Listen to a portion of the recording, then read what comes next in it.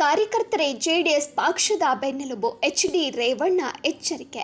JDS ಪಕ್ಷಕ್ಕೆ ಕಾರ್ಯಕರ್ತರೇ ನಿಜವಾದ ಶಕ್ತಿ. ಅವರಿಗೆ ಯಾರೇ ನೋವು ಕೊಟ್ಟರೂ ಪಕ್ಷ ಸುಮ್ಮನಿರಲ್ಲ, ತಕ್ಕ ಉತ್ತರ ನೀಡುತ್ತೆ ಅಂತ ಹೇಳಿ ಬೇಲೂರಿನಲ್ಲಿ ಮಾಜಿ ಸಚಿವ ಶಾಸಕ ಎಚ್.ಡಿ. ರೇವಣ್ಣ ಎಚ್ಚರಿಸಿದ್ದಾರೆ.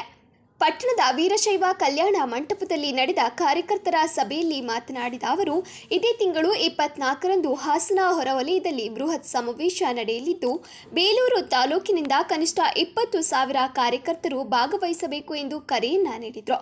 ಕಾಂಗ್ರೆಸ್ ಪಕ್ಷ ಜಿಲ್ಲೆಯಲ್ಲಿ ಜೆಡಿಎಸ್ ಶಕ್ತಿ ಕುಗ್ಗಿಸಲು ತಂತ್ರಗಾರಿಕೆ ನಡೆಸ್ತಾ ಇದೆ ಎಂದು ಆರೋಪಿಸಿದ ರೇವಣ್ಣ, ಪಕ್ಷವನ್ನು ಬೂತ್ ಮಟ್ಟದಿಂದ ಸಂಘಟಿಸಲಾಗುವುದು ಎಂದು ತಿಳಿಸಿದ್ದಾರೆ. ಬೇಲೂರು ಅಭಿವೃದ್ಧಿಗಾಗಿ ಕಾಂಗ್ರೆಸ್ ಕೊಡುಗೆ ಏನು ಎಂದು ಪ್ರಶ್ನಿಸಿದ್ದಾರೆ. ಸರ್ಕಾರ ಶ್ವೇತಪತ್ರ ಹೊರಡಿಸಲಿ ಎಂದು ಸವಾಲನ್ನ ಹಾಕಿದ್ದಾರೆ. ಇನ್ನು ಬೇಲೂರು ಹಾಸನ 4 ಪಥ ರಸ್ತೆ ಸೇರಿದಂತೆ ಹಲವಾರು ಅಭಿವೃದ್ಧಿ ಯೋಜನೆಗಳಿಗೆ ದೇವೇಗೌಡ ಹಾಗೂ ಕುಮಾರಸ್ವಾಮಿ ಕೊಡುಗೆಯನ್ನ ನೀಡಿದ್ರು.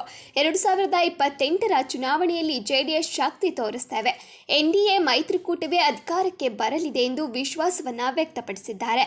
ಇವತ್ತಿನ ರಾಜಕಾರಣಿಗಳು ನಂಬಿಕೆ ದುಡಿದಿದ್ದಾರೆ ಅಂತೇಳಿ ಅಧಿಕಾರಿಗಳು ಅದ್ಯಾರ ಬಂದ್ಬಿಟ್ಟು ಇಲ್ಲ ಸಂಘದ ಅನ್ವಯ ಆಗಲ್ಲ ಇನ್ನೊಬ್ಬರಿಗೆ ಹೇಳಿದ್ರೆ ನಾನು ಇನ್ನೊಬ್ಬ ಶಾಸಕರು ಕೊಟ್ಟಿದ್ರು.